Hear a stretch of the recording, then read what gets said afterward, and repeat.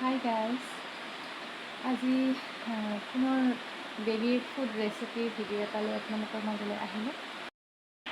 আজি আকৌ এটা হোমমেড চেৰেলেক বনালোঁ ভীমকলৰ। আপোনালোকৰ আগত মই ভিডিঅ'টো শ্বেয়াৰ কৰিছোঁ। ভিডিঅ'টো চাব সকলোৱে, কেনেদৰে বেবী ফুড ভীমকলৰ পাউডাৰ বনোৱা হয়। পাউডাৰ বনোৱা হোৱা নাই, কেনেদৰে মই প্ৰচেছটো আগবঢ়াইছোঁ। আজি জাষ্ট এটা ষ্টেপ আগবাঢ়িছোঁ ভীমকলৰ পাউডাৰ বনাবলৈ।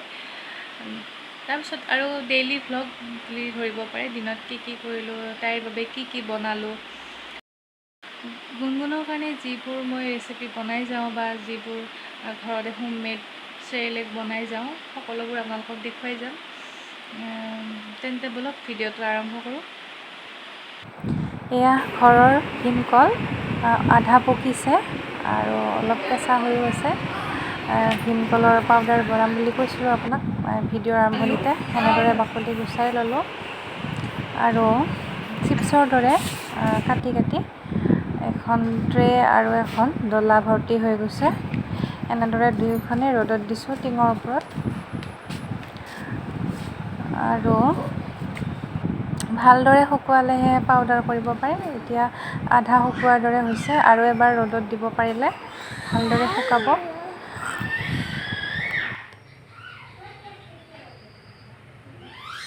ইফালে গুণগুণে চিঞৰিছে।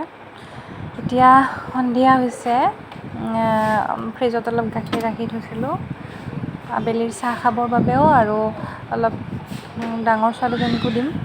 গাখীৰখিনি গৰম কৰি লওঁ, লগতে আমাৰ সকলোৰে বাবে আবেলিৰ সন্ধিয়াৰ চাহকাপ বনাই লওঁ।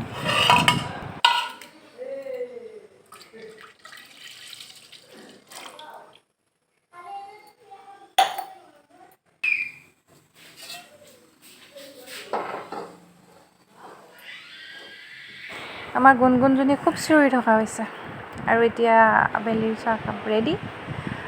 এইফালে কুকিৰ গাখীৰ ৰেডি।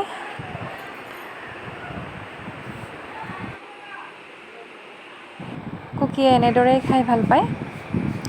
এতিয়া গুণগুণৰ কাৰণে ডালিয়া অকণমান ভাজি গুড়ি কৰি ষ্ট'ৰ কৰি লওঁ, কাৰণ আগৰখিনি শেষেই হ'ব প্ৰায়। সময় পাওঁতেই মই এতিয়া এইখিনি বনাই লওঁ। কেৰাহী গৰম হৈছে। এতিয়া ইয়াৰ পৰা আধাখিনি ভাজি ল'ম শুকান কেৰাহীত, আৰু আধা থৈ দিম। এইখিনি আকৌ পিছত যেতিয়া লাগিব তেতিয়া বনাই ল'ম। একেবাৰে বনাই ল'লে কি হয়, বহুত দেৰি হৈ গ'লে হয়তো কেতিয়াবা যদি নাখায় তাই, ৰখি গ'লে বেয়া হৈ যাবও পাৰে। এনেই 2-3 মাহলৈ ষ্ট'ৰ কৰিব পাৰি, কিন্তু মই লগে লগে গোটেইখিনি বনাই নলওঁ, আধাকৈ বনাওঁ। এয়া ভাজা হৈ গৈছে।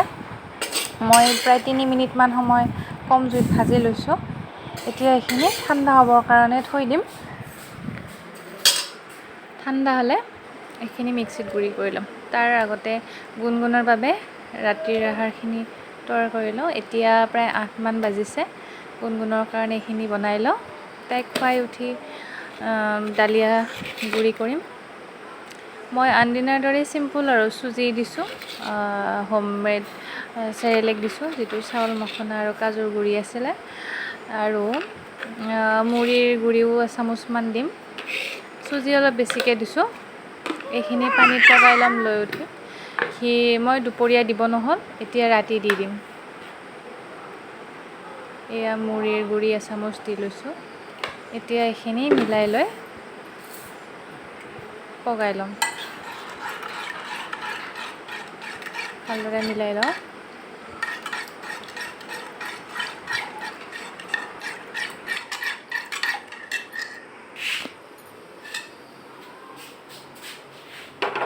বেবীবোৰেও বিভিন্ন ধৰণৰ জুতিৰে খাই ভাল পায়। সদায় একেটাই বস্তু খাবলৈ মন নকৰে। সেইবাবে মই গুণগুণক বিভিন্ন ধৰণে মিলাই খুৱাব চেষ্টা কৰোঁ, আৰু যিটো হেল্ডি হয় সেইটো বেছিকৈ খুৱাব চেষ্টা কৰোঁ মই। এইখিনিও হৈ গৈছে, এতিয়া নমাই দিম।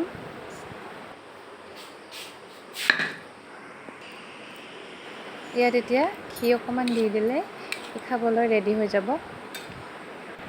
মই জলপান খালোঁ।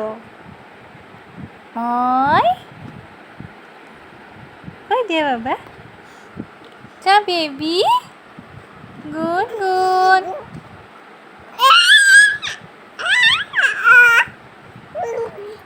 গুড গুড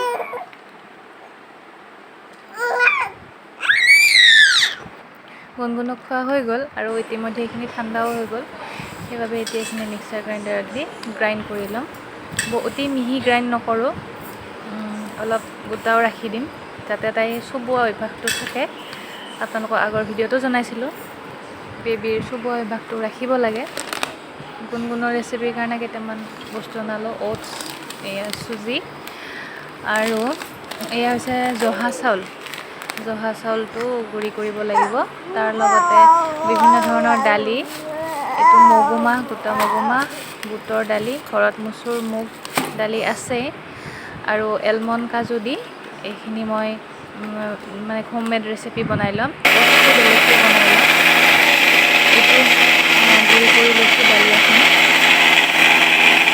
এয়া হৈ গৈছে